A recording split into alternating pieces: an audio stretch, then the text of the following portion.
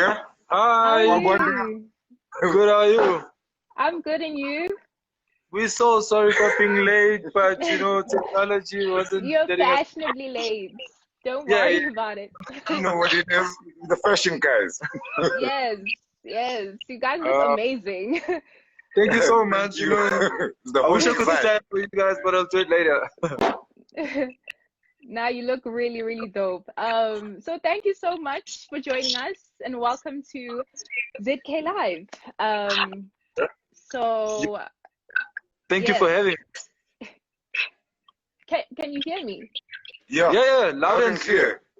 Oh, perfect, perfect, perfect. Okay, so I'll start off the interview just asking like, how have you guys been? You know, it's been tough with lockdown and the restrictions. Like, it's been Yeah. rough. So, like, how have you guys been? How has lockdown been treating you guys? Um, so lockdown has been very mean to us, like it's been Mm-hmm. to everyone. Yeah. It has really been a good time for people like us, because prior to the stage that we're at right now, well, the Mm. level that we're at right now, it was really hard to get around to process people's orders, from the Mm. issues of getting the fabrics, to us actually getting like the permission, Mm. rather the permits for us to operate and go to studio where we can craft the garments, let Yeah. alone the fact that we couldn't operate from our shop. So it's been really bad. But since we came back like over a month ago, Mm. of course, we've gotten a chance to now be able to work, but it's not as easy as it was before to even interact with the people. So the people Yeah. are like very receptive to going to the malls or even shopping, because it's something that would seem like a luxury thing to do, more Mm. or over being an essential thing. So it Mm. hasn't been easy for us at all. But Okay. we're right here surviving. We're hoping it gets better. For sure. That's the only thing you can do at this point, honestly. Yeah. Um, but like, tell us, like, how did you guys get started in fashion? Has like fashion always been a love and a passion for you guys? Yeah, we just want to know the brains behind the brand. So Yeah. if you could introduce yourselves, Utubani, where you Yeah. come from, Jade, like everything. I go by the name Neo Kapatia, designer Lepantor. And yeah, Oh, I'm the first half of Run Jozi. mm-hmm. Yeah, and right here, I'm Wandile, but most people know me as King, so I go by Wandile King. Leeu, Lee's Mm-hmm. being my surname. Okay. So where do we come from and how everything all started out? Mm. I was basically born in Soweto, Mm-hmm. but I was raised in Pietermaritzburg, Mm-hmm. uh, which is the capital city of KZN. Yes. Um, that's where I was raised until varsity. This is when I came back this side to sort of Yeah. pursue my dreams, starting off by obviously going to varsity, and that's where I met Neo. Yeah, and Okay. me, I was born in Soweto. However, me and my family like moved to Tembisa, and that's where I grew up. Yeah. Yeah, in Tembisa, my schooling life, Mm-hmm. and I went up to varsity. Trying to chase this education thing, and Mm-hmm. and yeah, that's where we sort of like met, and we have always like been fascinated by the whole streetwear movement. I love like street, Yes. and that was one thing that was I was passionate about. And when I Yeah. met Keith, that's when like we sort of like collaborated and started this whole journey together. But he'll explain more on how the journey started. But that's pretty Yeah. much at Back University, doing our first years in marketing. Yeah. Oh, that's Uh, dope. Okay. Yeah. yeah. So fast forward to 2011. Mm-hmm. That's when we had the whole concept of I Run Jozi, which Okay. basically Okay. came about because of the fact that we always looked cool on campus. We'd always dress Mm. up, and we got like a lot of people asking us if we designers or anything of that sort within the space of fashion, which we were, because we were studying marketing and later on was studying retailing. So we'd always get compliments around campus, and it was a thing for us to dress up to campus on a daily basis. And look cool. Became like a passion for us to dress up to campus. And obviously, after a lot of people inquiring about our style and all of that, we thought we could make like branded T-shirts that had a very cocky statement to them, which was we run UJ or Bantu Road, which is one of the campuses at UJ. And that's how we felt at the time. We felt like we ran our campus, you know.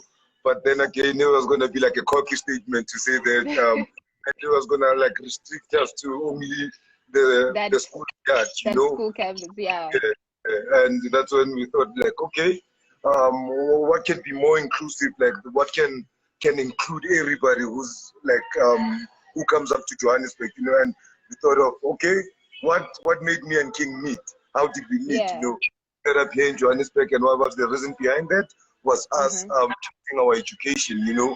So that on its own is like a mentality that Johannesburg is associated with, you know. If you are someone who wants to sort of like attain your dreams, be it you are based in Cape Town, Durban, or West Africa, or anywhere in the world, Johannesburg is a go-to city if you want to sort of like make your dreams a reality and attain them, you know. So we thought, okay, Johannesburg is a perfect city to name our brand after, via its mindset, you know, what brings people up to Johannesburg is that mindset of being ambitious, and sort of like trying to chase and attain their dreams, you know. So we named our brand after the iconic city. And fast forward, we then looked at, we saw that a lot of people that are coming up to Johannesburg to chase their dreams, they come from like different cultural backgrounds. And where do those cultures meet? They meet up in Johannesburg. So Johannesburg is a city associated with that has like a diverse culture, because people come from parts, meet up in Johannesburg for that particular mindset of chasing their dreams. So that's how pretty much the brand got developed from there on. Awesome. That's dope. That's really, really dope. So then tell us, how do you then take all of these cultures and kind of mix them into just these beautiful creations? We see your lovely ranges. They're very like artistically sound. So like, how do you manage to balance that, the culture from all these different cultures, into one holistic range?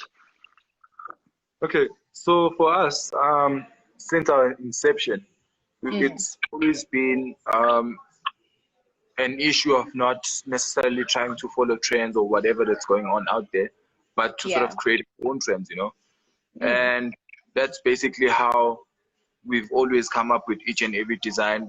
I don't know, in our sick heads, would just sit down and, okay, if we can make something like this, because this whole traditional tip that we're on right now, it's not something that's just started out now. It's something that we've been doing for close to 10 years now. So it's something that obviously wasn't cool 5 years ago, let alone 10 years back, you know. So obviously, it was something that was bizarre to try and make culture cool, because culture is associated with being old and just boring, you know, all of that. Just the norm a bit too much. But what happened is we sort of use whom we are right now today, living in the 21st century, being people that live within a space where we interact with trends, say from abroad, from Africa, also being fortunate enough to also interact with trends that are born here in the streets of South Africa, in the streets of Soweto, the streets of Tembisa.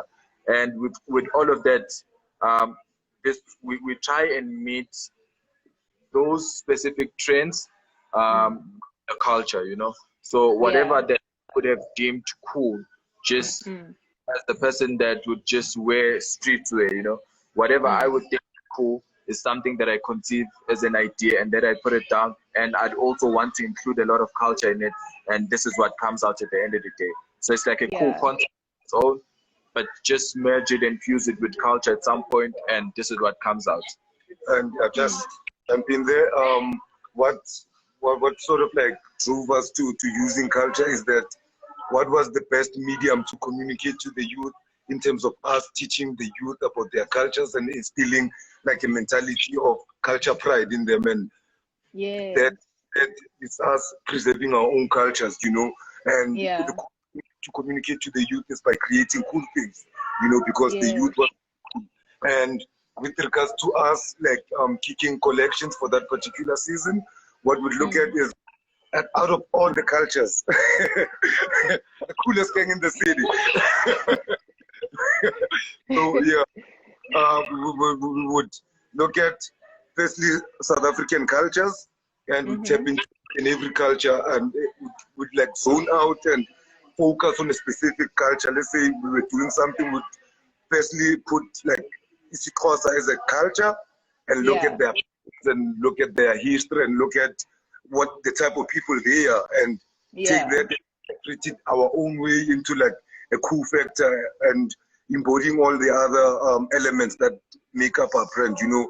And the next time we might be inspired by the Chitsonga culture and we'll dive into that and make it cool, you know, align it with the cool factor so that people can relate to that. But not only to be focused on like South African cultures, but we also tap into other African cultures like your West African countries, the cultures that are born up there. We also tap into it because it's South Africa. It's not only South, and we're not existing in isolation. We're existing with the rest of the continent. So that's why we celebrate each and every culture that is born here in South Africa. Because when you come up to Johannesburg, you are bound to find someone from Ghana, Cameroon, Cote d'Ivoire, or whatever the it might be. So it's only fair that we also include them in our design aesthetic and celebrate their cultures as well. Awesome. Like I love, you're all about inclusivity and like uniting. Yeah. That's really dope. Yeah, I mean, people come together. That's, I mean, we're stronger when we're together than we are as individuals. So it makes sense that we collaborate and, you know, and be together. Awesome. So like on that note of collaboration, like how important is it within the functioning and the everyday operation of your business? If you could explain and elaborate on that.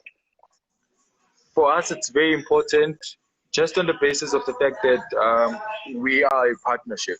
So it's two minds collaborating at one goal on a daily basis. Of course, we're going to come across issues where I might not necessarily get the point that he's trying to put across, vice versa. So collaboration is very important. It's the key to what we do. It's how everything starts for us. I need to be in a position to understand where he comes from. The same on the other side. And collaboration also on a broader scale is also very key in us growing the business, the fashion space even. Because I mean, we've done a lot of collabos, and collaboration, people often get it wrong in a sense of it's one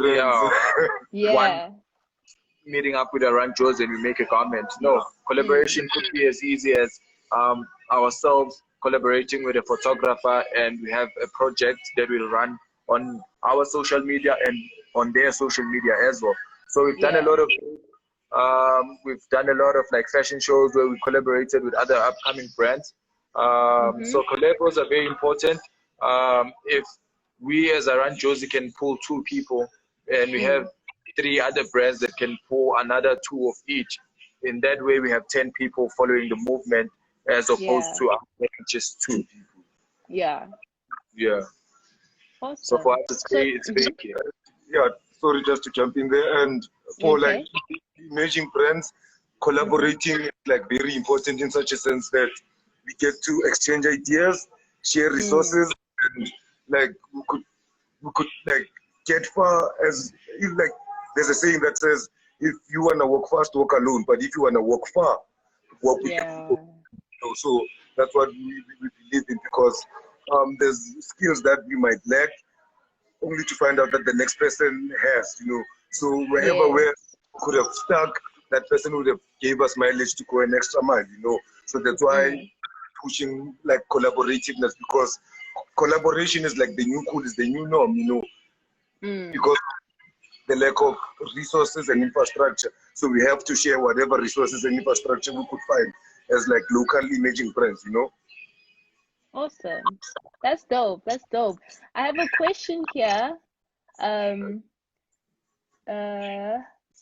Asking, did you ever experience difficulties in assigning value to your products, especially where you are called to justify or defend the value that you have ascribed to a piece?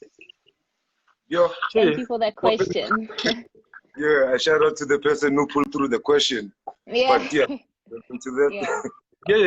It's, I mean, as an upcoming brand or locally manufactured, with regards to putting value on our garments, we often get that a lot. From the fact that we are a locally manufactured product, people often question the quality, the craftsmanship, of course, and what would validate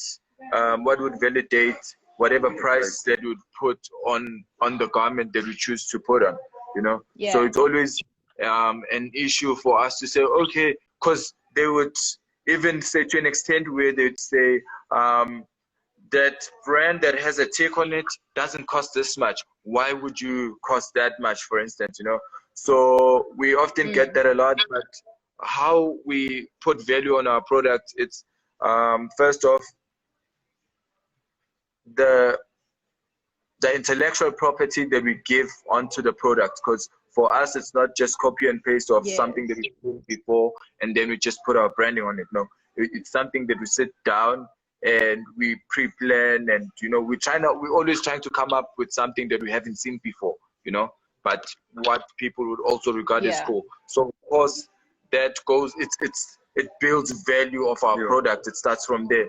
And aside from like the craftsmanship, the quality of the products, there's other components as well. The marketing that goes into it sort of like increases the value of it.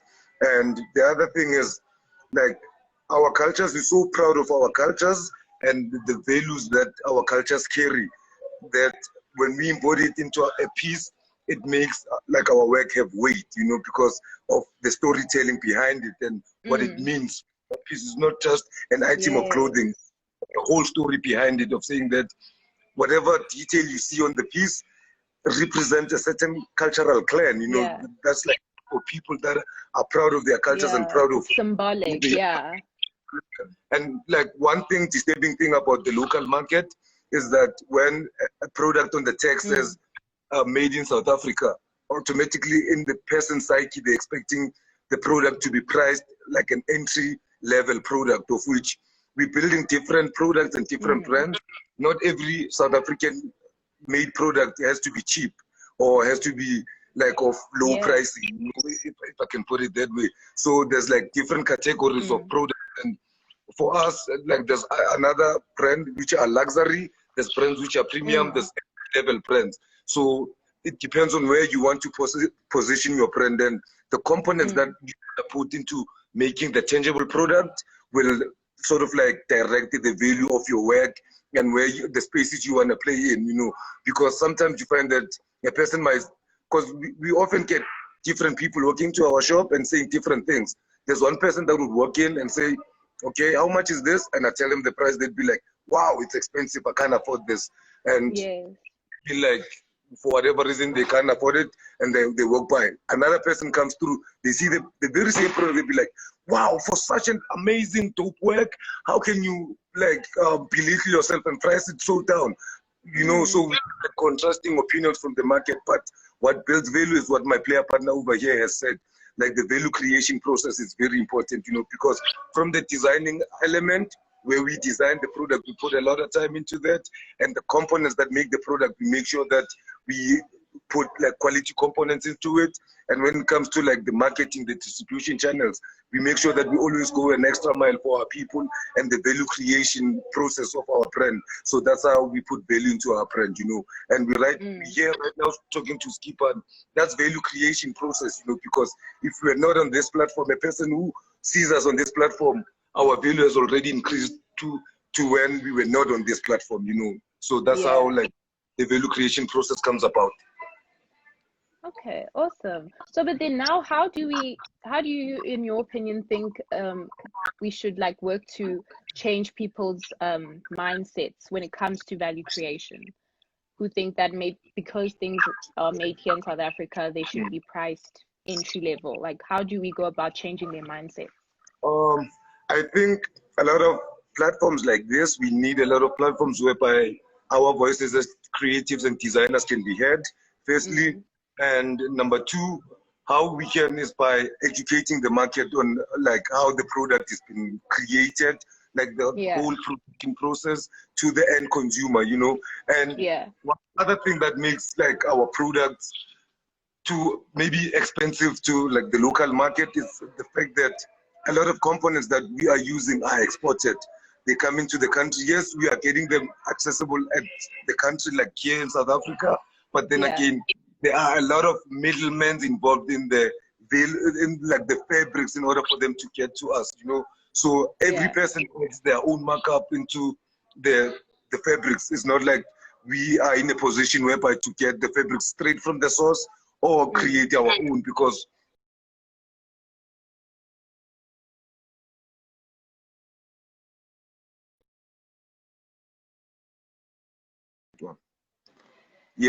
so that's how we can sort of like combat this thing, by educating the market on how we create the product and on how we get the components of creating the product and the value as well.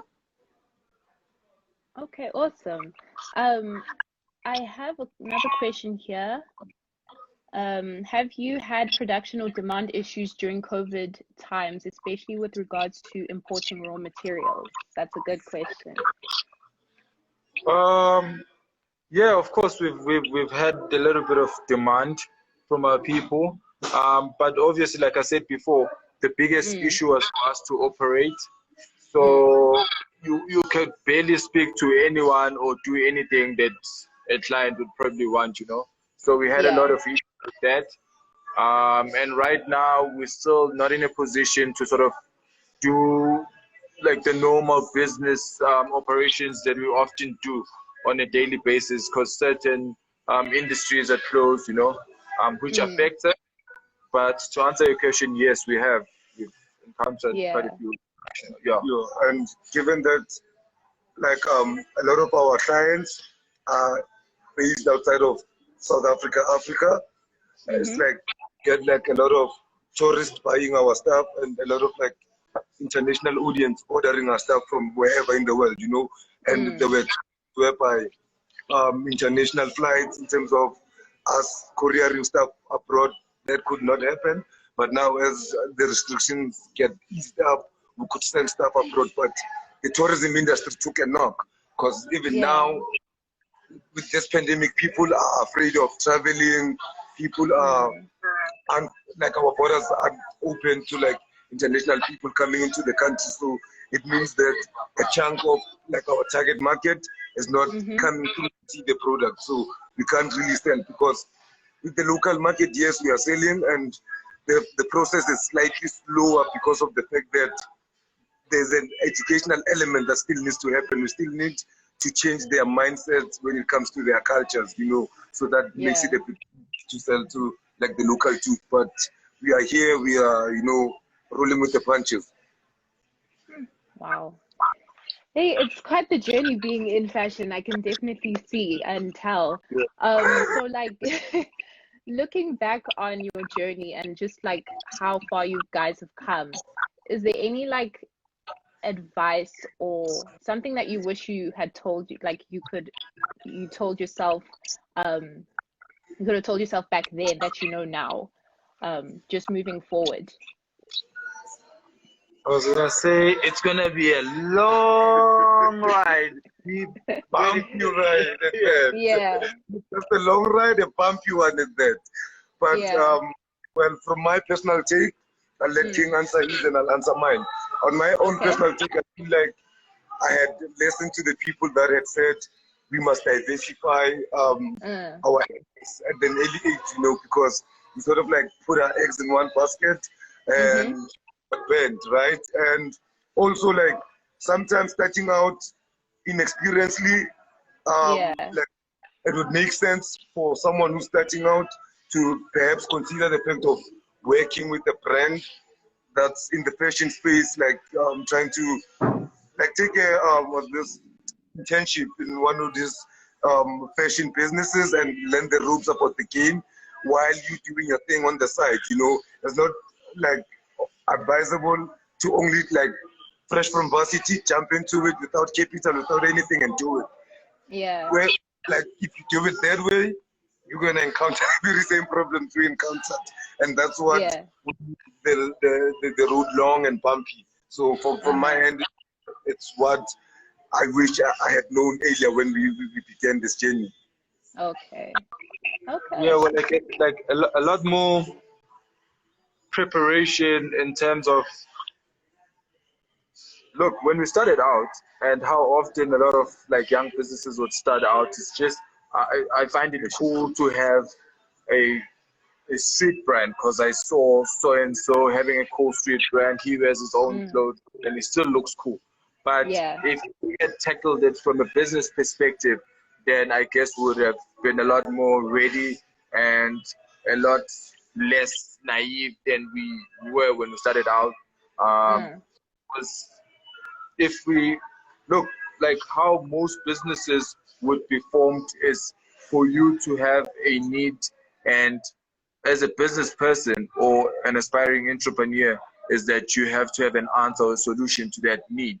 But when we started out the brand or our business, we just started it as something that we thought was cool. So we didn't have both those important cogs of businesses considered in our minds, you know. So I wish I had not just thought it's like cool, it's just for me to have a cool streetwear brand that people can wear in music videos, and I could also be cool to my peers. I wish I could have studied it from a business perspective. That it would have been easier for us to sort of position ourselves and know the space in which we have to play at. So with that said, I think the amount of experience that we've gained now, it could have been experience that we could have gained in a shorter period of time than we have attained it now, you know, because we've had to go back to the basics of what I'm talking about, taking it and putting it in a business canvas, you know, like a business model. Okay, here's a problem and here's a solution, and this problem, it's whose a problem is this? You know, the pain point and how you could to that person. That whole, like, those three elements are what, you know, make up a business, you know. So without a problem, there isn't a need for a solution to exist. Firstly, there has to be a problem, and the solution needs to arise from that, you know. Okay. All right, thank you guys. Thank you so much. That actually brings us to we're having so much fun, but anyway. We're having so much fun.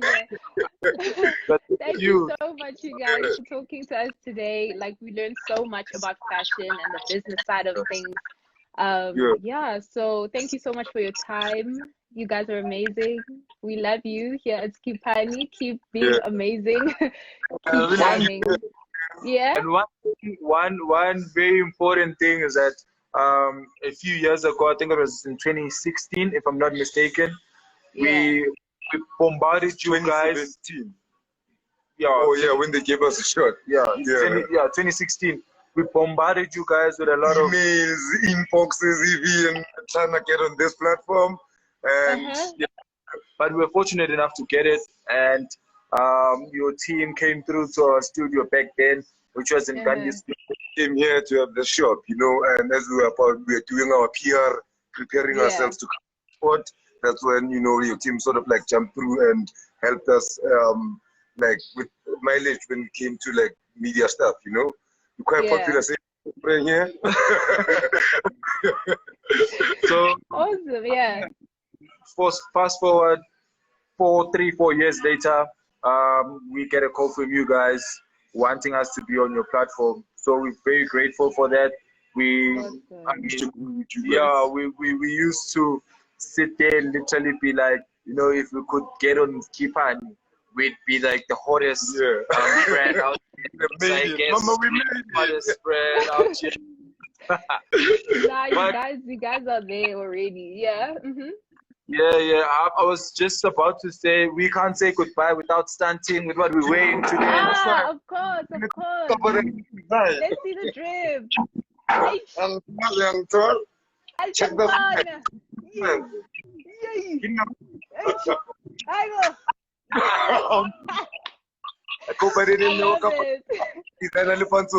Thank you for having us. King, the other half of my right, we appreciate it. Keep blessing us. We love you guys. We love you. Thank you so much.